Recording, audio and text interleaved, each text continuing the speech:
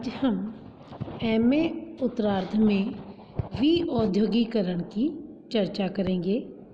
British Bharat में भारत की अर्थव्यवस्था को एक ऐसी स्थिति से गुजरना पड़ा जिसके लिए विऔद्योगीकरण शब्द का प्रयोग किया जाता है।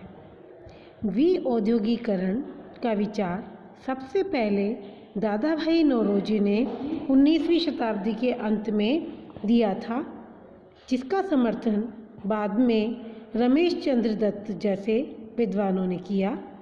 नौरोजी और दत्त ने इस प्रक्रिया की तार्किक व्याख्या की और आंकड़ों के द्वारा यह सिद्ध करने का प्रयास किया कि भारत में अंग्रेजों की उपस्थिति का सीधा परिणाम था विऔद्योगीकरण। वही साम्राज्यवादी इतिहासकारों, जिनमें डी मार्थट और मॉरिशस डी मॉरिशस प्रमुख हैं, इन विचारों का खंडन करते हुए इसे एक मिथ्यक बताया और कहा कि भारत में उद्योगों का पतन अपरिहार्य था, क्योंकि भारत के उद्योग आधुनिकीकरण की कीमत चुका रहे थे।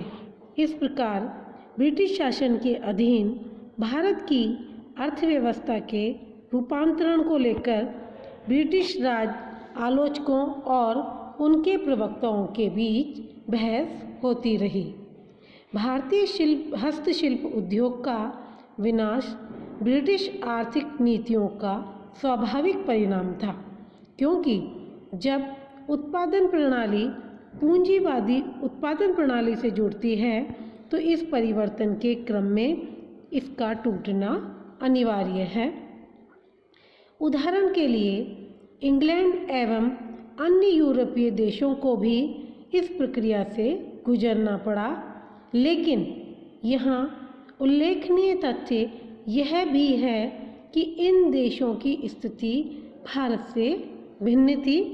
वहाँ हस्तशिल्प के विनाश के साथ साथ फैक्ट्री प्रणाली विकसित हुई, अर्थात पुराने हस्तशिल्प उद्योग समाप्त हो रहे थे, लेकिन साथ ही साथ फैक्ट्री प्रणाली के माध्यम से लोगों को रोजगार मिल रहा था।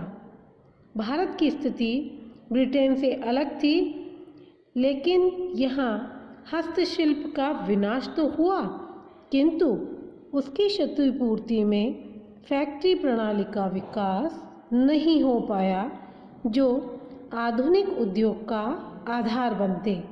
स्वभावतः भारतीय अर्थव्यवस्था पर इसका नकारात्मक प्रभाव पड़ा। हस्तशिल्प उद्योगों के हास्य से ग्रामीण मजदूरों की संख्या में वृद्धि हुई, क्योंकि कारीगर एवं दस्तकार काम के अभाव में ग्रामीण क्षेत्रों की ओर पलायन करने लगे। परिणाम स्वरूप व्यक्ति और कृषि का संतुलन बिगड़ने लगा और कृषि, जो भारत की अर्थव्यवस्था की रीढ़ थी, टूटने लगी।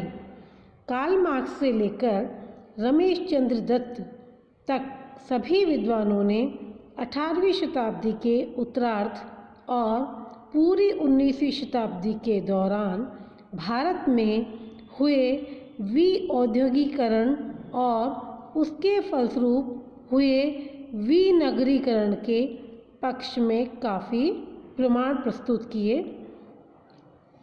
मार्क्स ने टिप्पणी की, सूती वस्त्र के निर्यातक देश को सूती वस्त्र के आयातक देश में बदल दिया गया।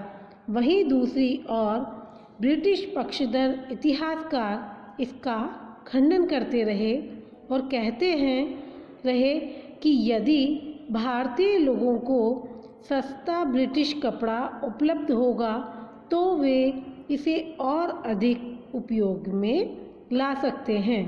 यदि दस्तकार और शिल्पियों को रोजगार नहीं मिलता तो वे कृषि अर्थव्यवस्था से जुड़ सकते हैं और वैश्विक अर्थव्यवस्था में अपनी महत्वपूर्ण भागीदारी निभा सकते हैं।